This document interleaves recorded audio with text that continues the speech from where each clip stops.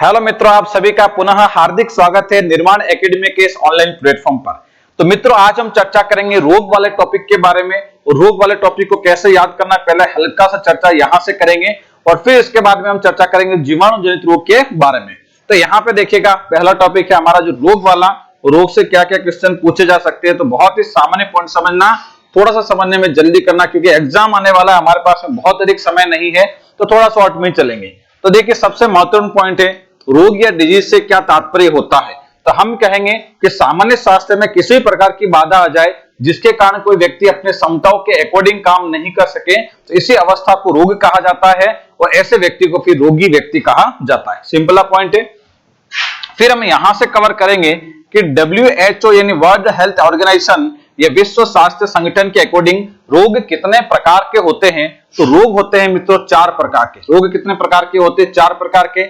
पहले टाइप का जो रोग होता है उसका नाम लिखा हमने शारीरिक रोग, या इसी को बोला जाता है फिजिकल डिजीज। शारीरिक रोग या फिजिकल डिजीज।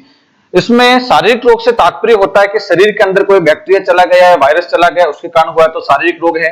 कहीं पे जा रहे हैं, अगर कहीं पे भी कोई फ्रैक्चर वगैरह हो गया तो शारीरिक रोग है। ब्रेन आदि में ट्यूमर वगैरह हो गया तो भी शारीरिक रोग है। तो शरीर से संबंधित जो रोग है उन्हें कहा जाता है शारीरिक रोग। दूसरे टाइप का जो रोग है उसे कहा जाता है मानसिक रोग। मानसिक रोग को ही कहा जाता है मेंटल डिजीज। मानसिक रोग का मतलब होता है विचारों से संबंधित। जैसे कि मान लीजिए कि दो व्यक्ति आपस में घनिष्ठ है, आपस में किसी कारण झगड़ा हो गया, तो एक व्यक्ति वो लगातार सोचने लग जाए कि इसने मेरे साथ में ऐसा क्यों कहा और क्यों किया वगैरह, और लगभग 20-25 दिन तक, 30 दिन तक वो बहुत गहराई से बात सोचे, तो वो एक ही बात है उसके दिमाग में बार बार रोटेट होने लगेगी, और इसी को बोला जाता है ओसीडी। और ओसीडी जो होती है वो एक प्रकार का मानसिक रोग होता है, यानी विचारों से संबंधित होता है। कई बार अगर लंबे समय तक ओसीडी रहे तो ओसीडी ही वह डिप्रेशन में भी परिवर्तित हो सकती है। और डिप्रेशन जिसको हो गया उसको कुछ भी अच्छा फील नहीं होता है, हमेशा मरने की ही इच्छा होती है। तो डिप्रेशन जो है वह भी एक प्रकार का मानसिक रोग होता है, यानी विचारों से संबंधित होता है। कुछ ऐसे भी लोग होते हैं जिनको भूत प्रेत आदि दिखाई देते हैं, और कई बार ऐसा भी लोगों के साथ में होता है कि उनको ऐसा महसूस होता है कि कोई व्यक्ति है, उनके साथ में एक व्यक्ति और चल रहा है, उनके साथ में सो रहा है, उनके साथ में खाना खा रहा है। तो ऐसा जो विचार संबंधी रोग होता है उसे कहा जाता है सिजोफ्रेनिया। और सिजोफ्रेनिया वह भी क्या है, एक प्रकार का मानसिक रोग हो गया। तो ऐसे मानसिक रोग भी होते हैं। तीसरा पॉइंट हम देखेंगे, तीसरे टाइप का जो रोग होता है उसे कहा जाता है आर्थिक रोग। क्या बोला जाता है मित्रों? आर्थिक रोग। आर्थिक रोग का मतलब होता है रुपए पैसों की कमी के कारण व्यक्ति के दिमाग में अगर कोई भी टाइप का टेंशन रहे, तनाव रहे, जिसके कारण कोई व्यक्ति अपने क्षमताओं के अकॉर्डिंग काम नहीं कर पाए, तो ऐसे रोग को बोला जाता है आर्थिक रोग। क्लास में हम इसमें विस्तार में बताते हैं, लेकिन यहाँ पे टाइम बहुत कम है तो इतना शॉर्ट में समझ पाएंगे। चौथे टाइप का जो रोग है उसे कहा जाता है सामाजिक रोग। सामाजिक रोग यानी कि समाज के डायरेक्ट या इनडायरेक्ट रूप से दबाव के कारण अगर व्यक्ति की जो कार्य करने की क्षमता है उसमें कमी हो जाए तो फिर इसे बोला जाता है सामाजिक रोग। तो WHO के अकॉर्डिंग रोग कितने प्रकार के होते हैं? 4 प्रकार के। वापस सुनिए, शरीर से संबंधित है तो शारीरिक रोग, विचारों से संबंधित है तो मानसिक रोग, रुपए पैसों की कमी के कारण तनाव हो गया जिसके कारण व्यक्ति अगर प्रॉपर तरीके से अपना कोई कार्य नहीं कर पाए तो इसे बोला जाता है आर्थिक रोग, और समाज के डायरेक्ट या इनडायरेक्ट रूप से दबाव के कारण हुआ है तो फिर इसे कहा जाता है सामाजिक रोग। तो इस रोग में सबसे पहले हमें अध्ययन करना है शारीरिक रोग के बारे में, और शारीरिक रोग में क्या क्या पॉइंट हमें कवर करना है वो सुनते जाइए। कि शारीरिक रोग है उसे 2 भागों में डिवाइड किया जाता है। जो जन्म से होते हैं उन्हें कहा जाता है जन्मजात रोग। जन्मजात रोग इसी को अंग्रेजी में कहा जाता है कंजेनाइटल डिजीज, और जो बड़े होने पर अर्जित हो जाते हैं उन्हीं को बोला जाता है उपार्जित रोग, और उपार्जित रोग को ही अंग्रेजी में कहा जाता है एक्वायर्ड डिजीज। अब ये जो उपार्जित रोग जो होते हैं इन्हें वापस 2 भागों में डिवाइड किया जाता है। कुछ ऐसे उपार्जित रोग होते हैं जो एक व्यक्ति से दूसरे व्यक्ति में फैल सकते हैं, और ये जो फैलने वाले रोग होते हैं इनको बोला जाता है संक्रामक रोग। और यहाँ पे लिखेंगे कुछ ऐसे रोग होते हैं जो कि फैलते नहीं है, और जो नहीं फैलते उनको कहा जाता है असंक्रामक रोग। जैसे कि अगर बात करें कि हृदयाघात या हार्ट अटैक या हार्ट फेल जो भी हुआ है वह असंक्रामक होता है। कोई व्यक्ति अगर पीड़ित है इस रोग से, हम उसके साथ में हाथ मिलाते हैं, खाना खाते हैं, कोई भी गतिविधि करते हैं तो हमारे कोई हार्ट अटैक नहीं आ सकता, तो वह असंक्रामक है। डायबिटीज वगैरह जो होती है वो डायबिटीज किसी भी टाइप की हो, चाहे डायबिटीज मेलिटस हो चाहे डायबिटीज इंसिपिडस हो, यह भी असंक्रामक होता है। इसके अलावा हार्मोनल डिसऑर्डर के कारण होने वाले जितने भी रोग हैं वह भी असंक्रामक होते हैं। इसके अलावा पोषक तत्वों की कमी से होने वाले जो रोग हैं वह भी असंक्रामक होते हैं। इसके अलावा अधिकतर कैंसर के जो प्रकार है वह भी असंक्रामक होते हैं। तो यहाँ पे हम कहेंगे दो भागों में डिवाइड करेंगे उपाज रोग को। एक तो हम लिखेंगे फैलने वाले। फैलने वाले का मतलब होता है एक व्यक्ति से दूसरे व्यक्ति में फैलने वाले रोग। तो जो फैलने वाले रोग है उन्हें कहा जाता है संक्रामक रोग। संक्रामक रोग, या इसी को अंग्रेजी में कहा जाता है कम्युनिकेबल डिजीज। और यहां पे हम लिखेंगे नहीं फैलने वाले रोग। नहीं फैलने वाले रोग, और नहीं फैलने वाले रोग जो होते हैं उनको बोला जाता है असंक्रामक रोग।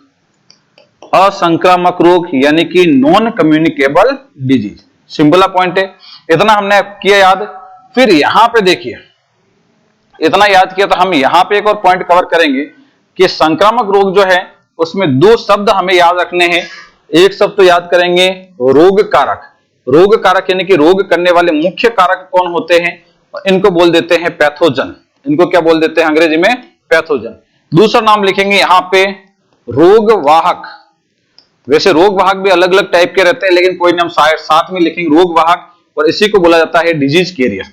अब रोग कारक कौन कौन हो सकते हैं, तो देखिए, एक तो रोग कारक है वह जीवाणु हो सकते हैं यानी कि बैक्टीरिया हो सकते हैं, बैक्टीरिया हो सकते हैं।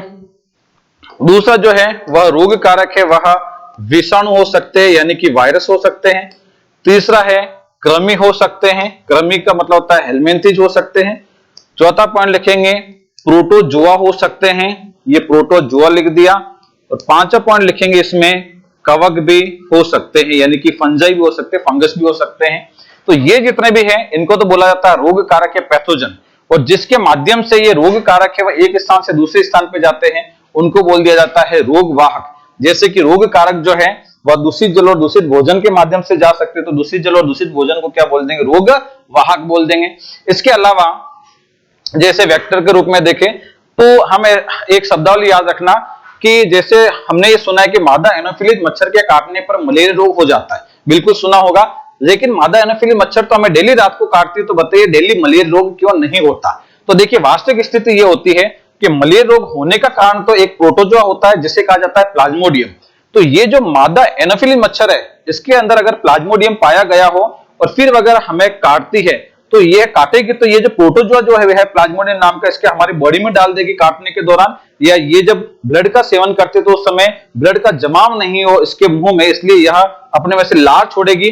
लार जो है वह प्रतिस्कंद की तरह काम करती है। तो उसी के साथ में ये जो होता है प्रोटोजोआ जिसका नाम प्लाज्मोडियम है बॉडी के अंदर चला जाता है। तो रोग करने वाला मुख्य कारक तो प्रोटोजोआ हुआ है, तो इसमें रोग कारक तो प्रोटोजोआ हुआ। मच्छर तो क्या हो गया, एक टाइप का वेक्टर हो गया है, या कहेंगे एक टाइप का रोग वाहक हो गया जो कि इस रोग कारक को एक जगह से दूसरी जगह पर पहुंचाता हो। तो हम यहां पे डिस्कस करेंगे रोग वाहक कौन कौन हो सकते हैं। तो देखिए एक तो हमें याद रखना है दूषित जल तथा दूषित भोजन। दूषित जल तथा दूषित भोजन ये रहता है। दूसरा पॉइंट हम याद रखेंगे मच्छर, ये भी हो सकता है वेक्टर के रूप में। तीसरा याद रखेंगे मक्खी, ये भी हो सकती है। चौथा पॉइंट हम याद रखेंगे छूने से भी रोग फैलते हैं, तो छूने से भी फैलते हैं, बिल्कुल सही बात है। इसके अलावा हम याद रखेंगे ड्रॉपलेट्स द्वारा, जैसे हम खांसी करते हैं तो जो छोटी छोटी ड्रॉप्स निकलती है उसे कहा जाता है ड्रॉपलेट्स। इसके माध्यम से भी एक व्यक्ति से दूसरे व्यक्ति में पहुंच सकते हैं, और जो ड्रॉपलेट्स द्वारा पहुंचते हैं उसी को बोल दिया जाता है हवा द्वारा। तो यहां पे हम लिखेंगे ड्रॉपलेट्स द्वारा, या इसी को बोल दिया जाता है हवा द्वारा, इसके द्वारा भी फैल सकते हैं। इसके बाद में हम लिखेंगे ब्लड ट्रांसफर द्वारा भी फैल सकते हैं, ब्लड ट्रांसफर द्वारा भी फैल सकते हैं। इसके बाद में हम लिखेंगे सेक्स द्वारा भी फैल सकते हैं। इसके बाद में हम लिखेंगे जूं द्वारा भी फैल सकते हैं। जैसे कि हम बात करें कि जो रोग होता है जिसे कहा जाता है ट्रेंच फीवर, वो मनुष्य की जूं द्वारा फैलता है। और एक रोग होता है जिसे कहा जाता है प्लेग, वो जो प्लेग जो होता है वह चूहे के जूं द्वारा फैलता है। तो इतना पॉइंट हमने याद कर लिया, यहां तक हम पहुंच चुके हैं। अब इसमें सबसे हम स्टेप बाय स्टेप आगे की ओर बढ़ेंगे।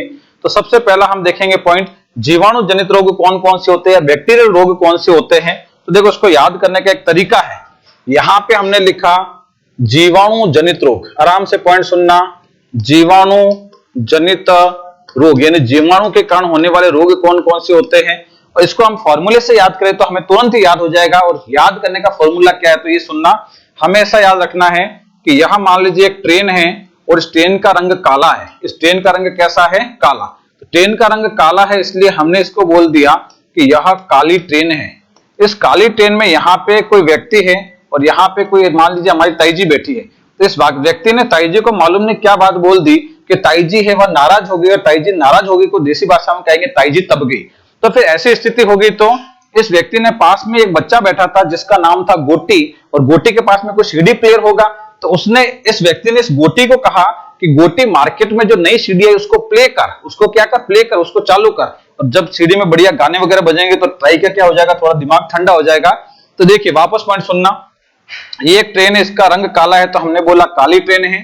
ये कोई व्यक्ति है, यह कोई मान लीजिए हमारी ताई जी है, तो ताई जी यहाँ बैठी है। इस व्यक्ति ने ताई जी को कोई ऐसी बात बोल दी कि ताई जी है वह नाराज हो गई, नहीं ताई जी तब गई। तो इसने गोटी को कहा कि गोटी मार्केट में जो नई सीडी है उसको प्ले कर। तो गोटी ने कहा क्यों करना है, तो क्योंकि काली ट्रेन में ताई तपे है।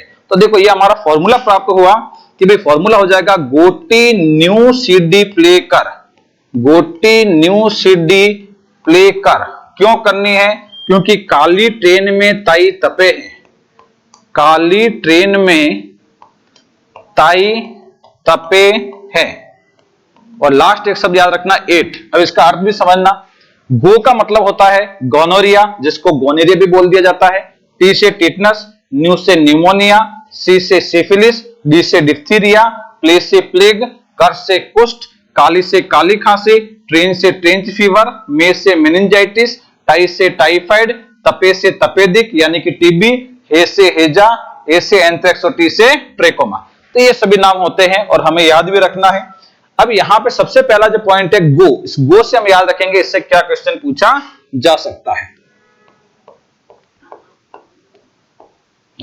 इसे बोल दिया जाता है गोनोरिया, या किताब में इसी को लिख दिया जाता है गोनेरिया करके। कोई नहीं, कोई भी शब्द आए बात एक ही है, यही रोग है। इसके बारे में देखिए एक पॉइंट सुनना, सिंपल पॉइंट है, एक मैं आपको पॉइंट बता दूं या इसमें सिर्फ आपको सुनना है ताकि याद कर सके। देखिए एक बैक्टीरिया होता है जिसका नाम रखा हमने नेइसेरिया गोनोरी। क्या नाम रखा? नेइसेरिया गोनोरी। ये बैक्टीरिया है, इसका नाम रखा नेइसेरिया गोनोरी।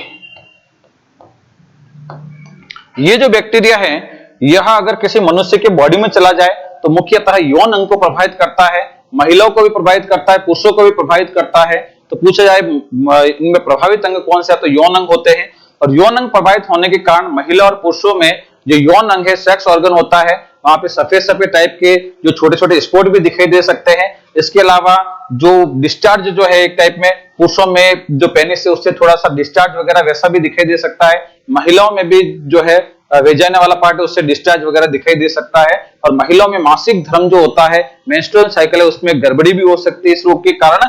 और कई बार इसमें अतिरिक्त जो रक्तस्राव है वह भी होना शुरू हो सकता है। तो पूछा जाए कि इसके बैक्टीरिया का नाम क्या है, तो बैक्टीरिया का नाम रहता है इसमें नेइसेरिया गोनोरी। पूछा जाता है कि इसमें इस रोग में प्रभावित अंग कौन सा होता है, प्रभावित अंग कौन सा होता है, तो कहा जाता है कि यौन अंग प्रभावित होता है, सेक्स ऑर्गन इसमें प्रभावित होता है। और नेक्स्ट पॉइंट पूछ लिया जाए कि इसके बारे में कोई विशेष पॉइंट, तो एक विशेष पॉइंट और रहेगा कि यह रोग अगर किसी महिला के रहे तो महिला है वह आने वाले समय में बांझ हो सकती है, बंदी हो सकती है, या कहेंगे बच्चा उत्पन्न करने में असमर्थ हो सकती है। तो विशेष में पॉइंट याद रखना है कि यह रोग किसी महिला में लंबे समय तक रहे तो महिला क्या हो सकती है, स्टेराइल हो सकती है, या कह सकते हैं बंदी हो सकती है, बच्चा उत्पन्न करने में असमर्थ भी हो सकती है। यहां से क्वेश्चन पूछा जा सकता है कि निम्न में से वह रोग जिसके कारण महिलाएं बंदी हो सकती है वह कौन सा यौन रोग है, इनमें से अवश्य में पूछ लिया जाए तो आंसर क्या देना है, गोनोरिया। तो इसमें 3 क्वेश्चन ये वाला पॉइंट है, ये हमने याद कर लिया है। लेकिन ये रोग ज्यादा नहीं फैलता इसलिए बहुत अधिक क्वेश्चन इसमें से नहीं पूछे गए। इसके बाद दूसरा पॉइंट है टी, और टी से हमें याद रखना है टिटनस। टी से क्या याद रखना है, टिटनस, और ये महत्वपूर्ण बिंदु है। तो नेक्स्ट पॉइंट लिखो इसमें टी, टी के बारे में लिखिए। इसमें नेक्स्ट पॉइंट लिखेंगे टी के बारे में, और टी से लिखेंगे टिटनस।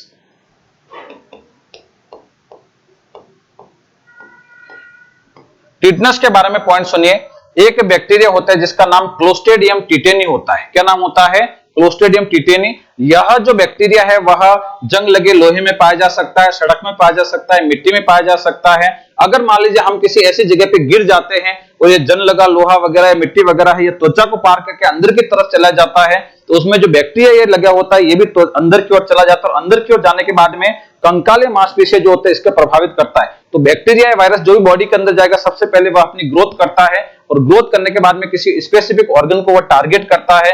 तो इसमें जो जैसे कि हम एक पॉइंट समझ सकते हैं कि जैसे कोई भी बैक्टीरिया है, कोई भी वायरस है, वह किसी स्पेसिफिक ऑर्गन को ज्यादा टारगेट करता है। अगर हम बात करें कोविड-19 की, तो कोविड-19 वाला जो वायरस है वह बॉडी में जाकर और हमारे श्वसन तंत्र पे अटैक करता है, इसी को ब्लॉक कर देता है। अगर हम यहाँ पे जब कोविड-19 वाला वायरस जाएगा और यहाँ पे जब सूखी खांसी आएगी, इसका मतलब वायरस की स्थिति लगभग यहाँ पे है। इस समय अगर गर्म पानी पिया जाए तो ये हमने सुना होगा कि गर्म पानी के माध्यम से ये चला जाता है स्टोमक में और स्टोमक में ये एक्टिव नहीं हो सकता। तो इसी टाइप में हम कहेंगे कि कोविड-19 वाला वायरस है उसने फेफड़ों पे इफेक्ट किया था, तो वैसा का वैसा टिटनस वाला जो बैक्टीरिया होता है वह इफेक्ट करता है कंकाले मांसपेशियों पे और कंकाले मांसपेशियों पर अटैक करता है और कंकाले मांसपेशियों पे इसमें जैसे इसमें एक अलग टाइप का टॉक्सिक पदार्थ स्रावित करता है और इस टॉक्सिक पदार्थ के कारण ये जो कंकाले मांसपेशियां होती है इसमें तेज खिंचाव होता है और खिंचाव के कारण शरीर जो है वह धनुष के आकार का हो जाता है, इसलिए इस रोग को धनुषकाय भी कहा जाता है।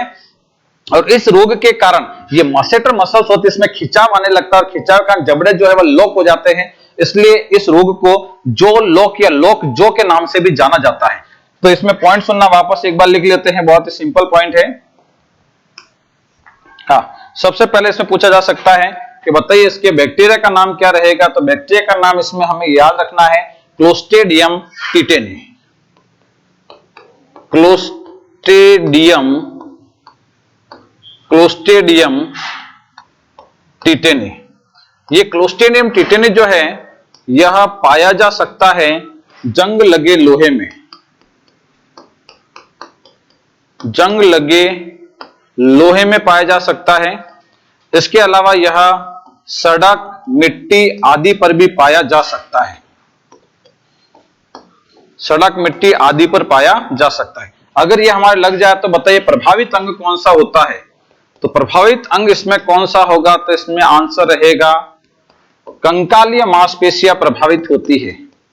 तो कंकालीय मांसपेशियां प्रभावित होती है और कंकालीय मांसपेशियों को ही कहा जाता है स्केलेटल मसल्स।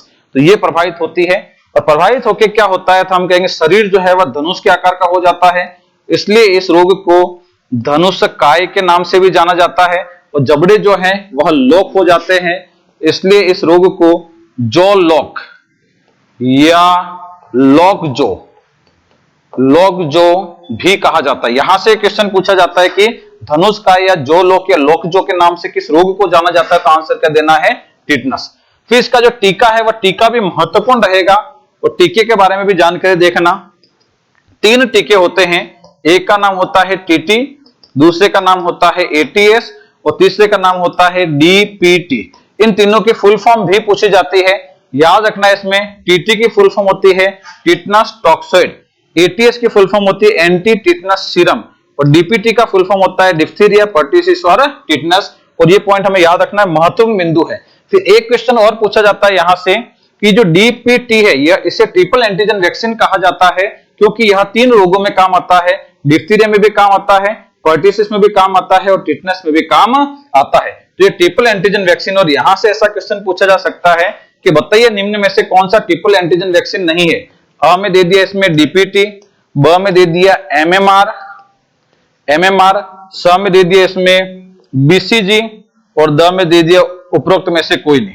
तो इसमें देखो डीपीटी है तो डिप्थीरिया, पर्टिसिस, टिटनस ये ट्रिपल एंटीजन है। फिर एमएमआर है तो मम्स, मिजल्स और रुबेला ये भी ट्रिपल एंटीजन है, क्योंकि 3 रोगों में काम आ रहा है। बीसीजी का मतलब है बेसिलस कैलमेट ग्यूरिन, यह सिर्फ एक ही रोग में काम आता है जिसका नाम होता है टीबी। बेसिलस इसलिए कहा जाता है क्योंकि टीबी का जो बैक्टीरिया है वह इस आकृति का होता है, ऐसी आकृति को बेसिलस जीवाणु कहा जाता है। कैलमेट एक वैज्ञानिक का नाम है, ग्यूरिन दूसरे वैज्ञानिक का नाम है, तो इन्होंने मिलकर इस टीके को बनाया है, इसलिए इसका नाम रखा बेसिलस कैलमेट ग्यूरिन। तो देखो दिखने में भी इस टाइप का लगता है, लेकिन ध्यान रखना टीबी वाला ट्रिपल एंटीजन वैक्सीन नहीं है। इसके अलावा ये और ये जो है ये दोनों ट्रिपल एंटीजन वैक्सीन होते हैं। तो ये सारे क्वेश्चन पूछे जाते हैं, वीडियो को पूरा देखेंगे तो इसमें बहुत पॉइंट, अच्छे पॉइंट मिलेंगे और समझ में भी आएंगे, और पूरे नहीं देखेंगे तो फिर कोई देखने से मतलब नहीं, फालतू टाइम वेस्ट करना है। फिर इसके बाद में टिटनस वाला हम देख चुके हैं और थोड़ा सा फिर आगे की ओर बढ़ेंगे। गोटी न्यू से हमने याद किया था न्यूमोनिया। न्यू से मित्रों क्या याद किया था हमने? न्यूमोनिया याद किया था। तो सही शब्दावली तो इसे न्यूमोनिया कहा जाता है, लेकिन इसी को अपभ्रंश के रूप में हम लिख देते हैं निमोनिया। और अगर इसे अंग्रेजी में लिखे तो इसमें पी साइलेंट होता है, ऐसे लिखा जाता है न्यूमोनिया। अब एक पॉइंट सुनना, इसमें हम पॉइंट याद करेंगे कि इसमें दो बैक्टीरिया के नाम हमें याद रखने हैं। एक का नाम होता है डिप्लोकोकस न्यूमोनी और दूसरे का नाम होता है स्ट्रेप्टोकोकस न्यूमोनी। ये दोनों बैक्टीरिया जो है वो बॉडी के अंदर चले जाए तो श्वसन तंत्र प्रभावित होते हैं और सबसे ज्यादा बच्चों के जो श्वसन तंत्र है वह प्रभावित होते हैं। और बच्चों के श्वसन तंत्र प्रभावित होने के कारण सबसे ज्यादा फेफड़े वाला हिस्सा प्रभावित होता है, तो फेफड़ों में सूजन आ जाती है इस रोग के कारण। और फिर इसमें जो पानी जैसा तरल पदार्थ भर जाता है, उसके बाद में पानी जैसा तरल पदार्थ है वही पीला हरा कफ में परिवर्तित हो जाता है, पीले का हरे का थोड़ा सा मिक्सचर टाइप में।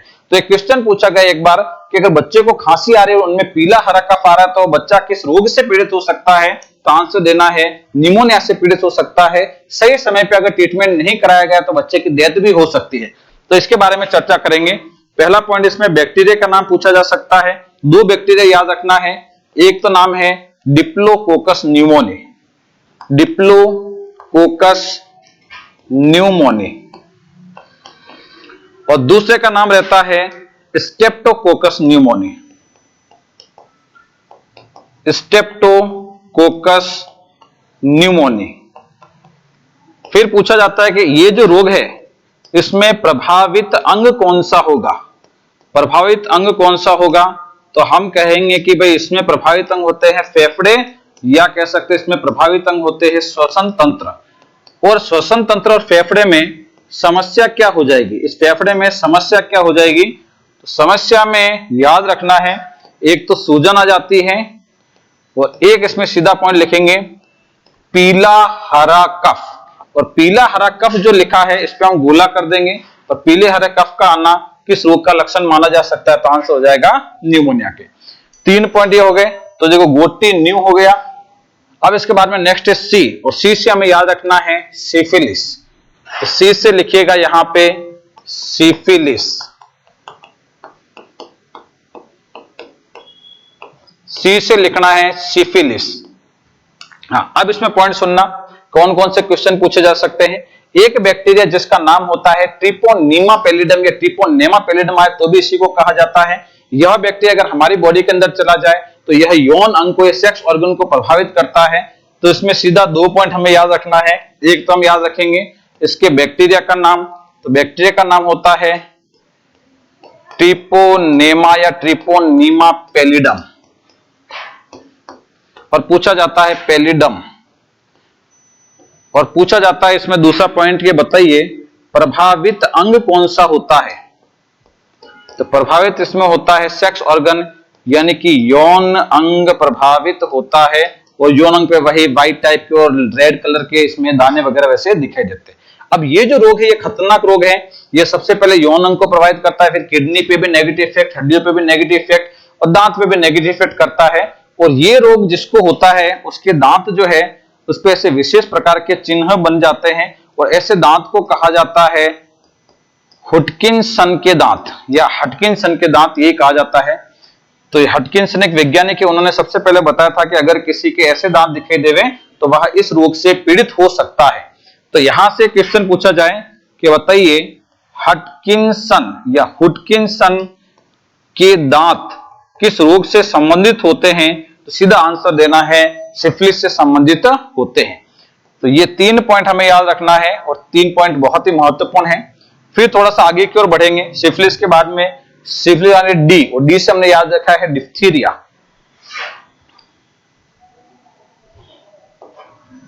तो नेक्स्ट पॉइंट डी से पॉइंट लिखिए डिप्थीरिया।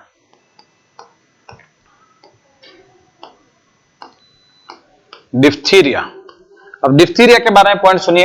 एक बैक्टीरिया जिसका नाम हमने रखा कोरिनेबैक्टीरियम डिप्थेरी। यह जो बैक्टीरिया है वह अगर बच्चों की बॉडी में चला जाए तो बच्चों के जो गले वाला पार्ट है इसे ज्यादा प्रभावित करता है और बच्चों के गले में व्हाइट रंग की झिल्ली जैसी संरचना है वह दिखाई देने लगती है। तो क्वेश्चन पूछ ले कि बच्चों के गले में अगर सफेद रंग की झिल्ली जैसी संरचना दिखाई देवे तो वह बच्चा किस रोग से पीड़ित हो सकता है? तो आंसर देना है डिप्थीरिया से पीड़ित हो सकता है।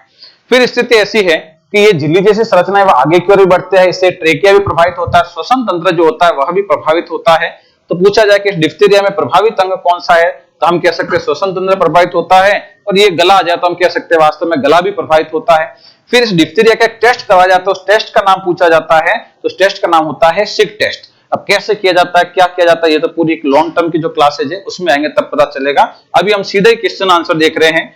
तो एक बैक्टीरिया जिसका नाम होता है कोरिने बैक्टीरियम डिप्थीरी, ध्यान रखना कोरोना शब्द ने क्या है, कोरिने, कोरिने बैक्टीरियम डिप्थीरी, कोरिने बैक्टीरियम डिप्थीरी। यह जो बैक्टीरिया है यह अगर बॉडी में चला जाए तो बताइए इसमें कौन से अंग को प्रभावित करेगा? तो प्रभावित अंग कौन से होते हैं? तो ज्यादातर बच्चों को प्रभावित करता, तो लिख देते हैं कि बच्चों का जो गला होता है वह अधिक प्रभावित होता है, या गला जो है वह भी आगे वाला ट्रेकिया वाला है वह श्वसन तंत्र का भाग होता है। तो हम ये भी लिख सकते हैं कि बच्चों में श्वसन तंत्र प्रभावित होता है। और गला जो है इसमें समस्या क्या हो जाती है, तो इसमें सफेद रंग की झिल्ली दिखाई देती है, सफेद रंग की झिल्ली जैसी संरचना है वह दिखाई देती है। फिर पूछा जा सकता है कि इसके टेस्ट का नाम क्या रहेगा, तो इसके टेस्ट का नाम होता है सिक टेस्ट। टेस्ट का नाम मित्रों क्या होता है, इसके टेस्ट का नाम रहता है सिक टेस्ट। एक बहुत ही महत्वपूर्ण पॉइंट है, ये अपने डिप्थीरिया से संबंधित क्वेश्चन जो महत्वपूर्ण है याद रखने पड़ेंगे, तो ये याद कर लिए होंगे। अब इसके बाद में थोड़ा सा आगे की ओर बढ़ेंगे और गोटी न्यू सीडी, फिर इसके बाद में प्ले का मतलब हमने याद रखा है प्लेग। तो नेक्स्ट पॉइंट लिखिएगा, इसमें प्लेग से संबंधित क्या पॉइंट हमें याद रखना है। ये जो प्लेग होता है इसी को बोला जाता है काली मौत, काली मौत के नाम से भी जाना जाता है। अब इसके बारे में कुछ पॉइंट समझना, काली मौत के बारे में, प्लेग के बारे में। एक तो ये कई बार क्वेश्चन पूछा गया कि काली मौत के नाम से किस रोग को जाना जाता है, तो आंसर देना है प्लेग, क्योंकि प्लेग जब जब भी फैला है उस टाइम खतरनाक रूप से फैला है, इसलिए इसका नाम है वह काली मौत दे दिया गया। फिर इसके बाद में नेक्स्ट पॉइंट हम देखेंगे इससे संबंधित कुछ महत्वपूर्ण जानकारी। तो हम इसमें देखेंगे कि देखिए दो जीवाणु के नाम इसमें याद रखने हैं, दो जीवाणु के नाम इसमें याद रखने हैं। एक का नाम तो होता है यर्सीनिया पेस्टिस, क्या नाम होता है, यर्सीनिया पेस्टिस होता है, और दूसरे का नाम होता है पोस्चुला पेस्टिस, दूसरे का नाम है पोस्चुला पेस्टिस, पोस्चुला पेस्टिस।